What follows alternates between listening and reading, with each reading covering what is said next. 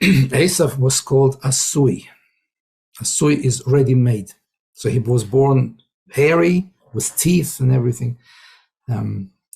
So Asui is the 4 letters. Then what happened is that Yaakov took the Yud away, and what we have is the word Yaakov. Can you see that? That's letter Yud. Asui becomes Esav,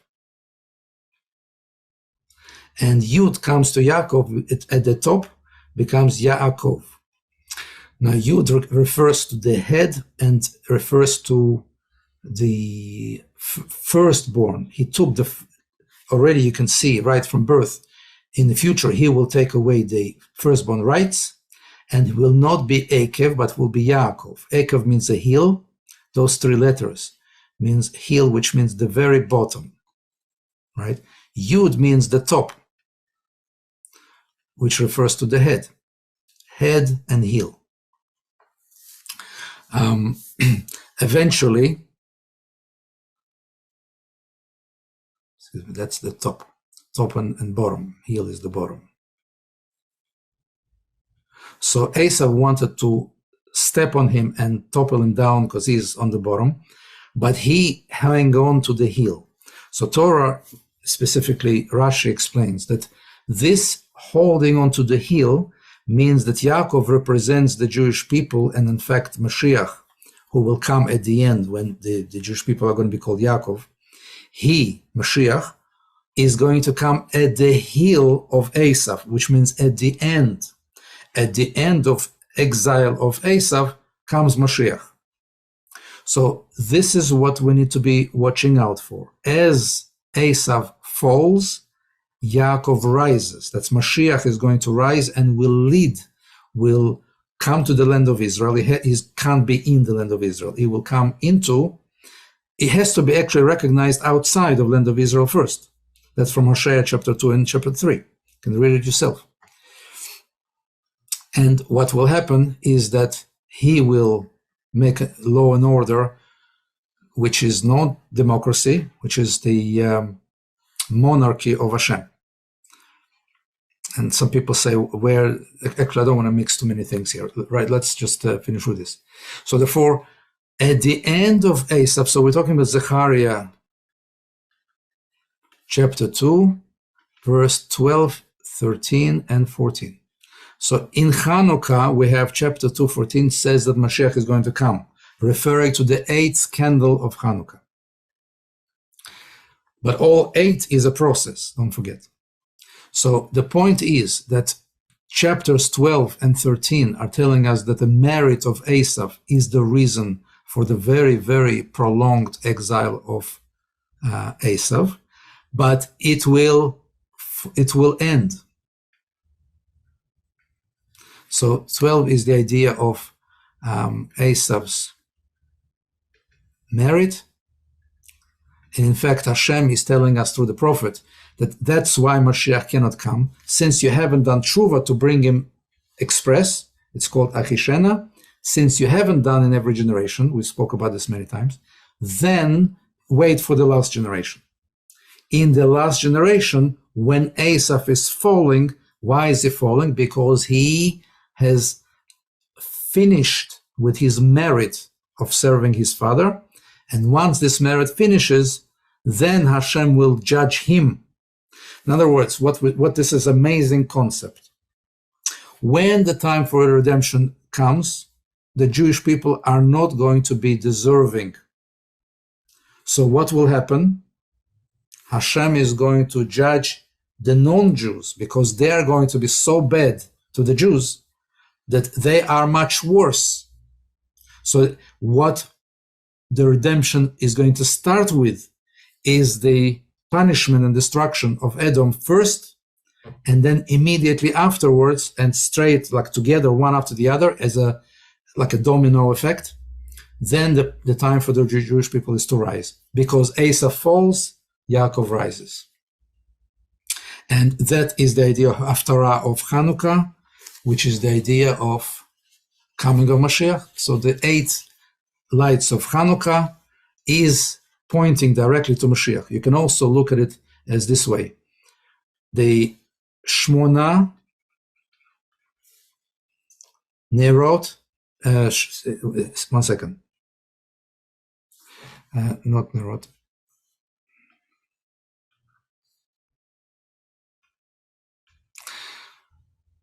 Shmonat Yemei Chanukah.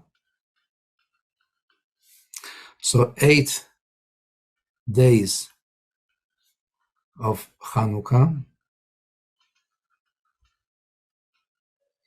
is, if you put another word in front of it, Me'orei, which means the lights.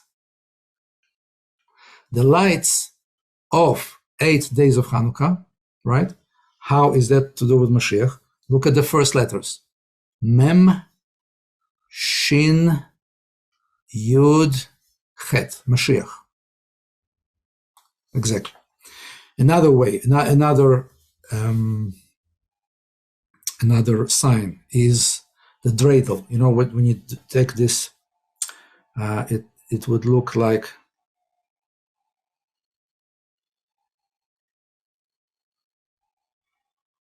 right? And you just make it turn, keeps turning, right? It has 4 sides. Actually, I've written too many sides here. 4 sides. On them it's written Nes, Gadol, Haya, Sham, which means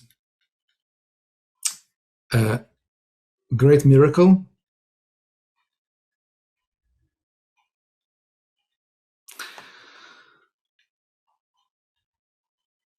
that's in Hebrew, it's the order is slightly different. Great miracle was there. Now, if you look at Nun Gimel Hey Shin, that's 50 plus 3 is 53. 53 and 5 is 58. 58 and 300 is 358. 358 equals the word Mashiach.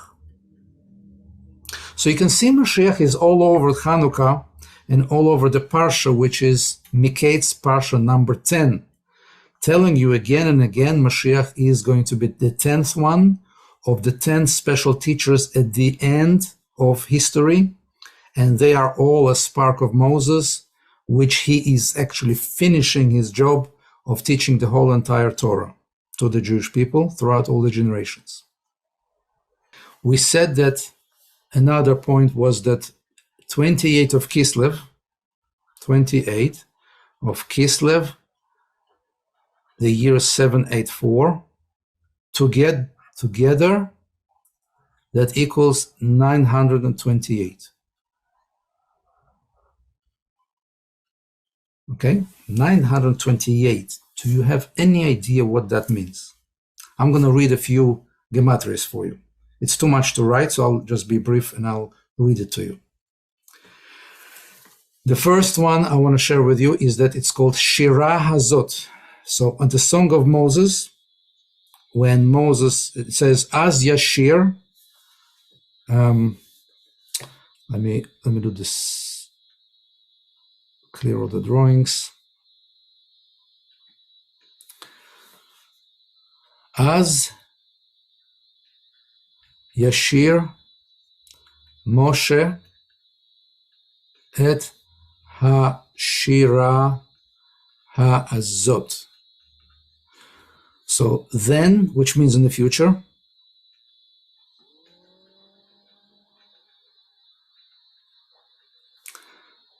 Aleph is 1, Zayin is 7.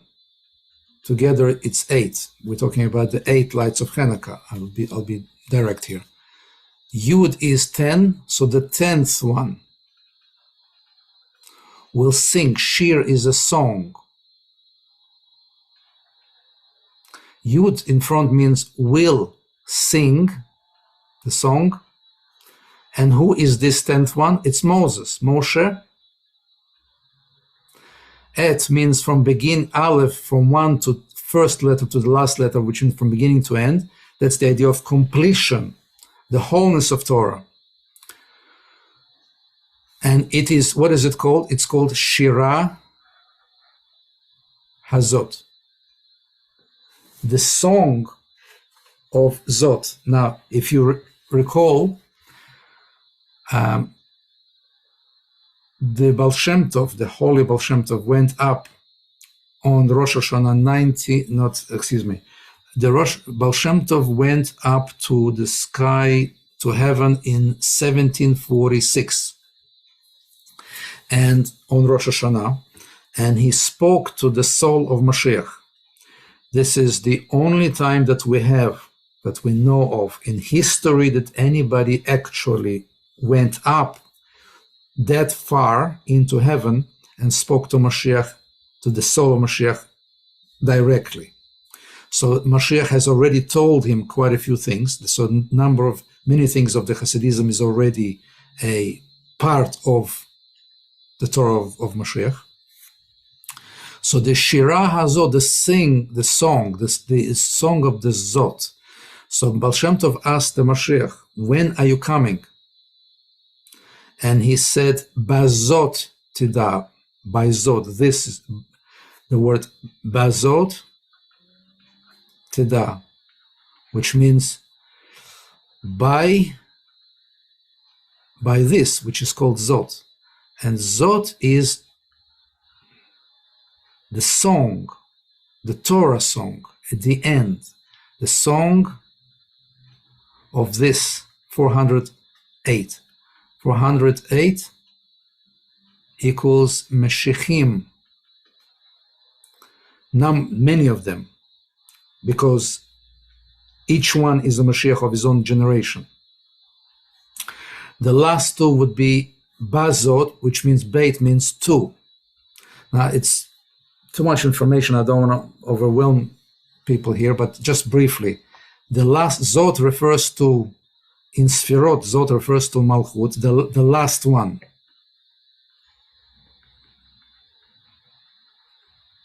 Malchut, which is the 10th one. This is good to say now because it's connected to everything I've been saying before about number 10. And there are two of them. So Malchut has two parts. Number one is Keter of Malchut. We obviously have to talk about this much more in detail, but in general, know this. It's two stages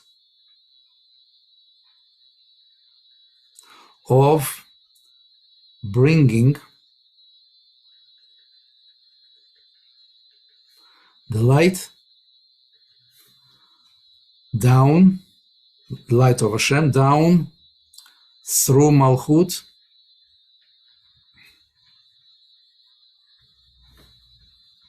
to physical world.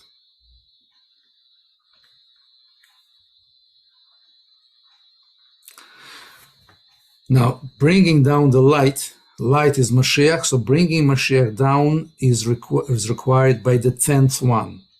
Now, the Malchut has two parts, Keter of Malchut, and number two is the 10 Sfirot, the full 10 Sfirot of Malchut. So therefore, you can understand that the Rebbe, the Lubavitch, I'm not here about politics and all this agenda. I'm not really into all this. I'm just giving you simple truth, the way it's supposed to be, without any politics, without any agenda, without any movements, none of that. It's just pure Hashem's truth. We have one, that the Malchut is a result of two people, not one. So therefore, when Rebbe said that we are the last generation before Mashiach, before the last generation of exile and beginning the first generation of redemption, he was talking about Malchut. And he was absolutely right. The first part, it ends exile, or the last generation, and then there is another generation. So there are two parts. Now, obviously, he is the first part. He cannot do both. He cannot be a leader of two generations. That is out of the question.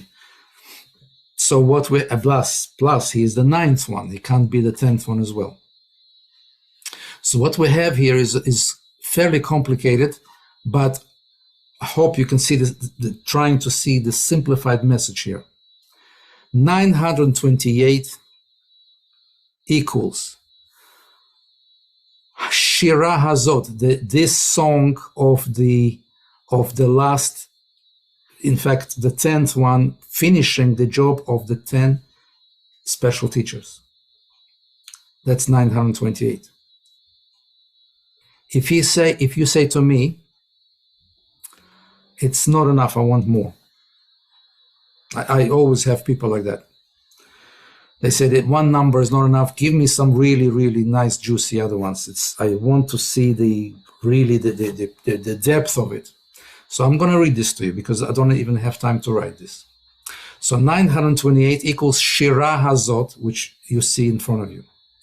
Then you have 928 equals Mayan Chasidut Ha'acharon, the last wellspring of Hasidism. Next one.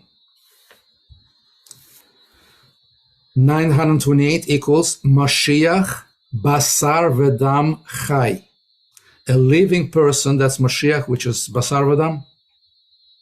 A living Chai, a living person. Can't be from next world, it can't be spirit, can't be angel, can't be deceased. A living person. Next. 928 equals Metziut Mashiach Chai. Metziut means he's like in a body, like here it is. You can see that Mashiach, right? And Metziut means presence.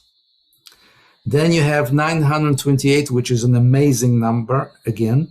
Geulat Hasidut. It means the redemption of Hasidism. This is mind-blowing.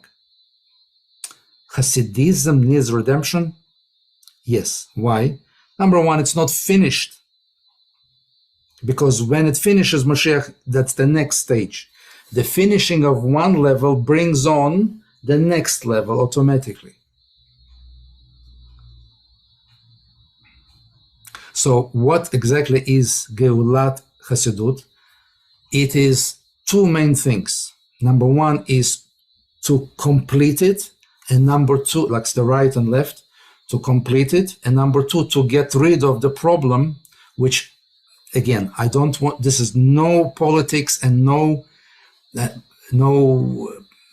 movements, agenda, none of that.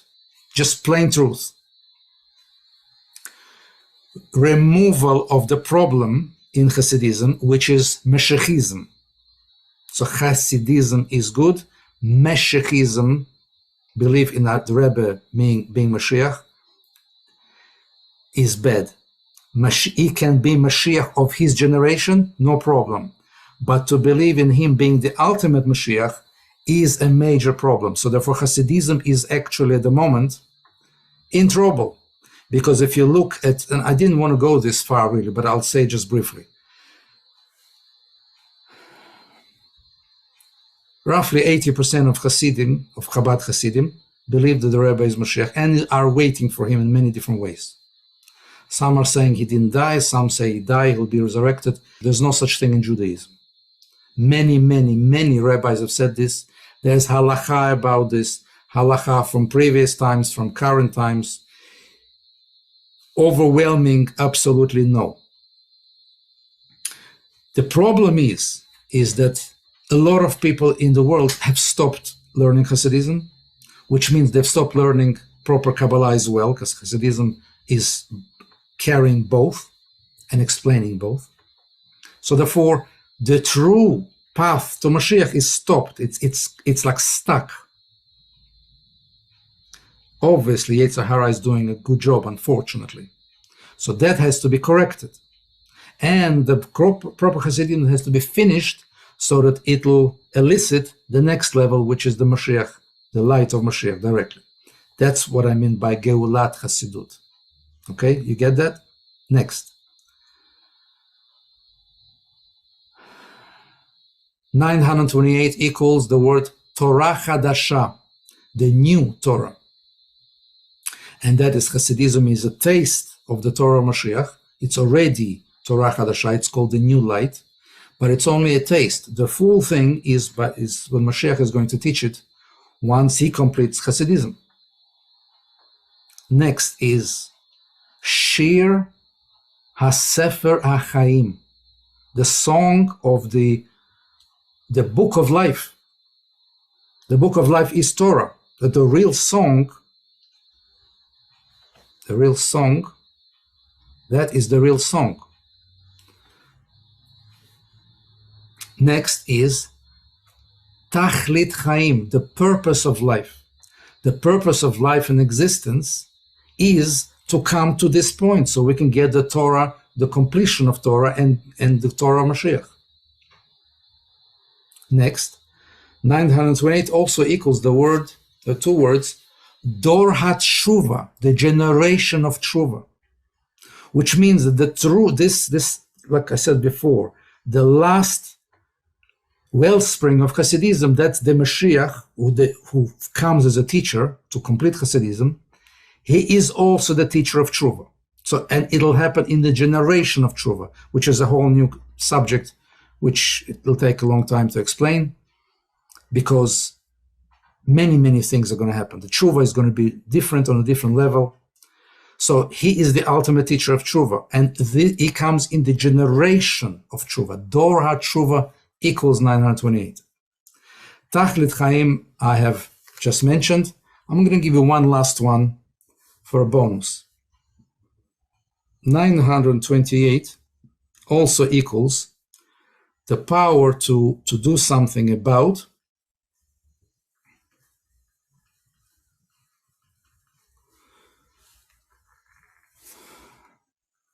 You're going to have to read this.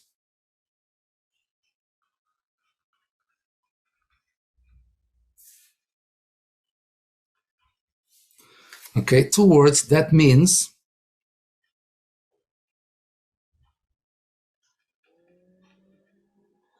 excuse me.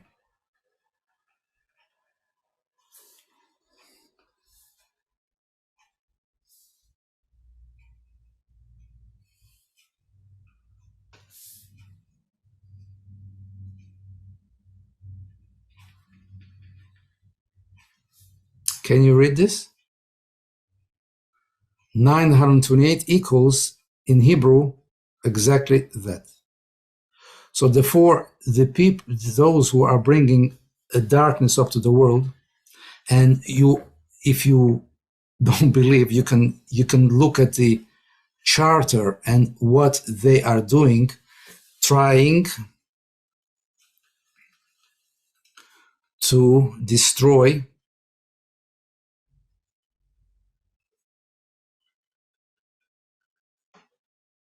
the Jews, because they think that as the war now is going on, they believe that the Jews are the problem and the others are the poor people being attacked.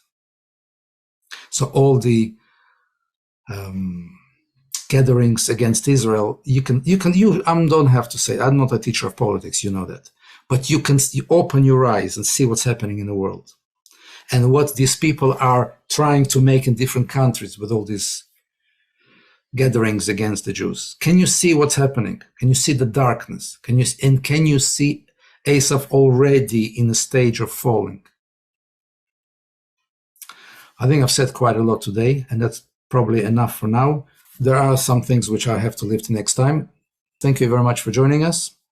I hope you enjoyed it and learned something. Thank you. All the best. Bye-bye.